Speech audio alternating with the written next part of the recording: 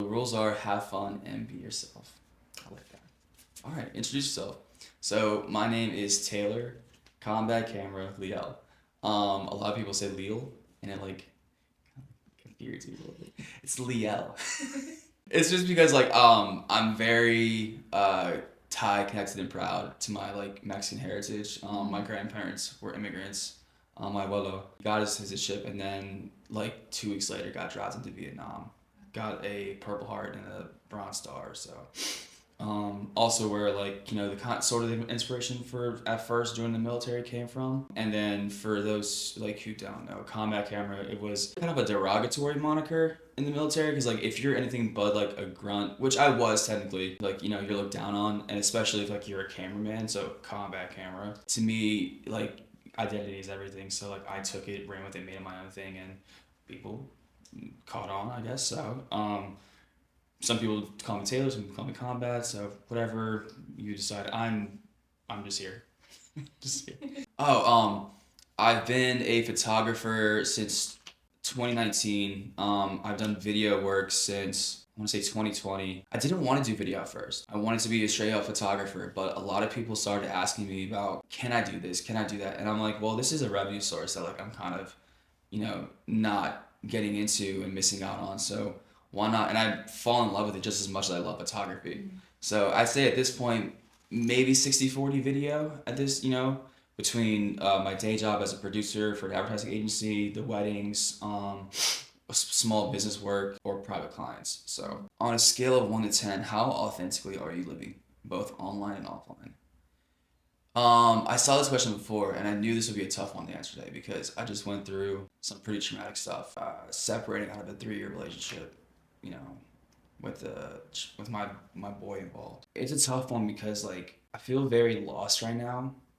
At the same time, there are things falling into place that like make me understand that like this is where life is taking me right now. Like it'd be so easy right now to lay down, give up, and kind of like let this destroy me. But at the same time, I think like I've gone through way too much in my life to let it and give up. And there is a beautiful little guy, that's gonna depend on me. And I, without getting too deep into it, I never had that father figure. So like, it's always been my main my drive to like right those wrongs. And you know um it'll be tough, but like I'm not going anywhere, and I'm not about to give up.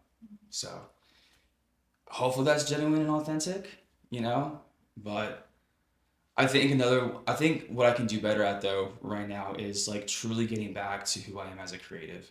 um I think I've like lost that a little bit these past couple of years, and I think now is like the time to really find myself again and really like find like who I am as an artist again, because who I am as an artist is like who I am as a person.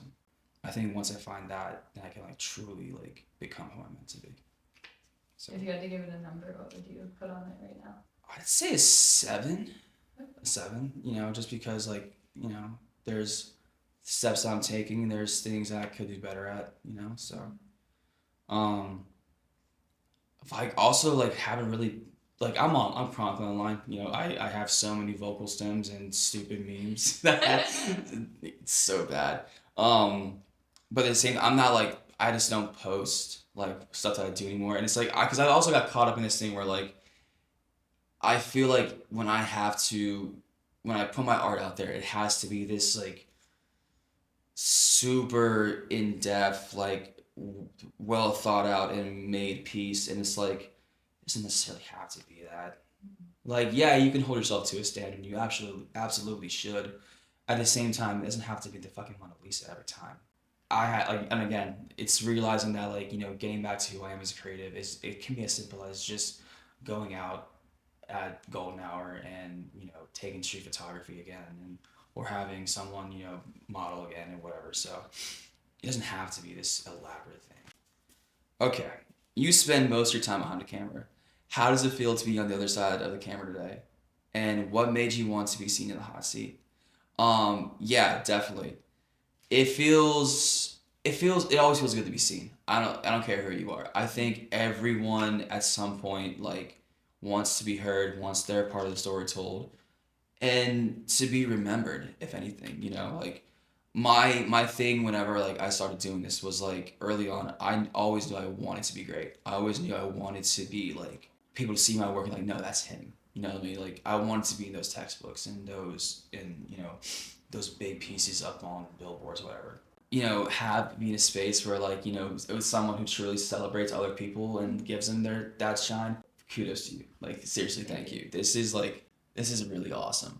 And what made me want to be seen in the hot seat? I think like you know, and again, I think it was even before all this went down. Like it was a want to like refine myself as a creative, and I think talking about it is therapeutic, and kind of makes you be like, well, I talked about it. Now what do I do? I go do it. You know what I mean? So, all right, you came to Pittsburgh in 2017 and started the music scene as a photographer. How have you and your photography evolved since then? So yeah, you're right. I did come in 2017. I would say like 2019 was when I like became full time like freelance. And that's yeah. I was a freshman, sophomore in college when I started getting involved in the underground music scene. My friend DJ Cold Blooded, he like started bringing me on the shows. I had a little Canon Rebel T4i or T5. Sorry, it was a piece of shit, but that thing was a workhorse, and it really made me fall in love with this. And the music scene really like made me fall in love with this because to start off with doing that stuff and to also be surrounded by artists who are like have that same like struggle and grind and want to make things that will last, and it helped us grow together. um my one it's kind of off topic, but my one wish is that the music scene here kind of gets heals a lot. I want to say heals. It hasn't been the same since COVID. The shows, the vibe, it just wasn't the same. But like, I'm friends with a lot of people who want that same thing and are doing what they have to do to make it that way. And I mean, I think if we all like band together again, we can bring it back. And how have I evolved since then? Well, I'd say I kind of take better photos, if that makes sense. I can work a manual camera now, but um, I would say that like it's always kind of like I've always had that documentary style feel.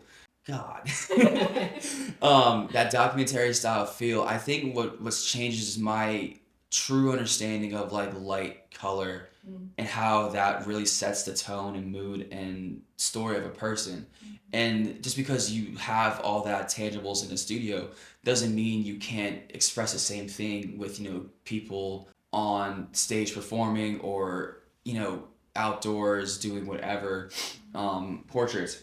And I think that music was one of the best things I could have got started with because again, like it was all authentic. It was all like, raw and in your face, and you had to learn on the fly and you know learn fast, but also like the connections too. It taught me that showing face and connecting is everything. I don't think as a photographer you can survive without that, especially if you want to be a successful photographer. Again, one thing I've been lacking for the past couple of years that will change. So, all right, talk to me about the business side of art. What challenges have you faced while turning your art career or your art into a career?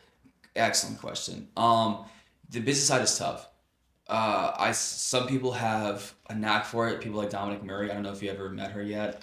She would be great to have on here, but she has always been inspirational for me to like look at as a photographer who can really market herself into positions where it's a profitable endeavor, but also not like sacrifice the quality at the same time.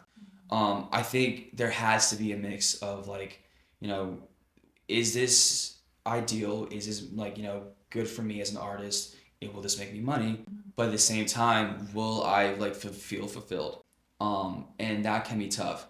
Again, showing face, making connections, that is like I want to say 70% of the job because you make those connections, you do good work, you are professional about it.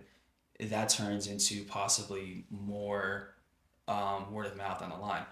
I got started in weddings because, somebody asked me, "Hey, can you do this?" I'm like, "Yeah, sure, why not?" And ended up doing the entire friend group, which got me started, and I owe it all to Mario Fagioli. If you're watching this, I owe you. All right, and challenges. It's especially in this area, it's not consistent. You know, some people probably have a lot more work than me. That's why I'm blessed with a day job. Um, I do have very like good clients, like small business wise that I work with, and I feel like the relationship is conducive and it helps us grow together. Again, another point why it has to be beneficial to both of you. Um, and like the burnout, like you can easily get very burnt out if like you are doing 100% work for companies that like have a thing and don't let you be as artistic as you can be, and you have no time to actually do the creative stuff that you want. So definitely try to find that balance. I mean, I've been doing this for a while now and it's still like kind of hard, but I think put the effort in and it'll be there. How has becoming a father changed the way you approach your work, or your life as a creator? Um, my boy's everything. Malcolm is the reason I'm here today, and again refuse to like give up on me or him. So if anything, this is like I want to go so much harder. I want to do so much more and make him proud. Growing up, like, yeah, that's my dad. He did that. Like, how crazy that's gonna feel. You know. So in terms of my approach, like, I'm just so much more motivated. Like I never been the type of person to give up on anything. So this isn't something I'm about to start doing. Definitely though have to like time manage. And I'm gonna have to figure that out now with like uh, you know trying to do split custody, but I don't also like don't see why he can't be a part of the process as well. You know what I mean? So if someone watching this is a young creative trying to figure it out, what would you say to them? I love this. I always try to be as open, transparent, and available to younger guys getting started, younger gals getting started out with this because I didn't really have that. I was kind of like on my own figuring it out. There were some like older dudes around, but they weren't like accessible or helpful, honestly. So it's like, let me learn from that mistake. Because at the end of the day, I want everyone to be the best artist they can be as successful as they can be. And when we all do get here, like, it's going to build the creative scene even more, So, like, there should be no competition. There shouldn't be no ego involved. There should only be, like, the one drive to see each other succeed. So, my biggest piece of advice to someone is, like, literally go out and shoot every day. That is what I did in college. It was therapeutic. It was the best time of my life. Let me repeat that. Go out and shoot every day. It's not only therapeutic. It gave me um, the drive to want to keep doing this and like the skills, obviously too, to get better. So like go out and shoot every day. Go watch YouTube tutorials. Learn something new every day about this. You can never know enough. I'm learning right now how to do cinemagraphs. You know what I mean? Like I don't have it all figured out either.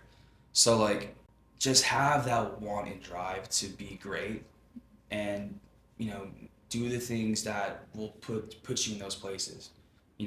Like that. So if for anyone watching this, I'm always available for help. Just reach out, DM me. I will never turn anyone down. Never have, and never will. So, all right. If your wildest dreams had come or had already come true, what would your future self be telling you to stop holding back? Yeah, like again, like stop holding back on like just going out and taking photos again. Stop holding back on like feeling too tired to get up and move. You know what I mean? Like and just go in any aspect of life. Like go to the gym, go take a walk, bring your camera, take stupid pictures. They'll turn out good or they won't, but you did it. And that's the whole like cathartic part of it. Like just go out and do it instead of like literally holding yourself back. I think like that can solve maybe like 70% of people's problems. You know, just like the literal sense of getting up off your ass and doing it. What are you learning to love about yourself?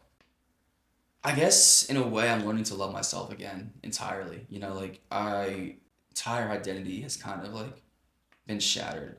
But like at the same time, like these core things of like being an artist, being a dad, and like the drive to be a good person, like have always been there. And like I think that's just like what I gotta focus on right now. These are my core values. These are my core ideals and beliefs. Stick to my guns. Everything else will fall in line. You know, and like it's gonna be hard, but like at the same time, it's like I will love myself again. You know, and I already do, and I already I don't want to say that as in like I fucking hate myself. No, no, not at all. Just things are tough, and there's a lot of questions, and there's a lot of I don't knows right now. But at the same time, it's like I have the faith in myself. If sticking to my guns, getting off the drive to get up off my ass to do better and be better, and I think that will make everything else fall in line. All right. How has it felt to be seen in the hot seat today? Have you learned anything about yourself? And any final thoughts? It's been great. Again, is been very therapeutic. I'm sure everyone on this seat has the same sentiment. Yeah, I think I don't care who you are. Like you want to be heard. You want to be seen. I can only be so grateful again for you putting this out there for us. No matter who we are, we've been creatives here. There's some business people. It's awesome. You don't hold back on that. So I truly appreciate it. And what have I learned about myself? I think you know I came in here tired and a little out of the loop because I had an early morning and whatever. But like I came in here, I just talked, and I feel like I'm ready to go attack the day again. You know. And any final thoughts? I encourage anyone who sees this to apply and to talk because this like I said, being seen, that is just everything. And I truly think talking about stuff like leads to you like wanting to do better. And any final thoughts? Well, thank you. Yeah, thank you, Taylor. Thank you for being here.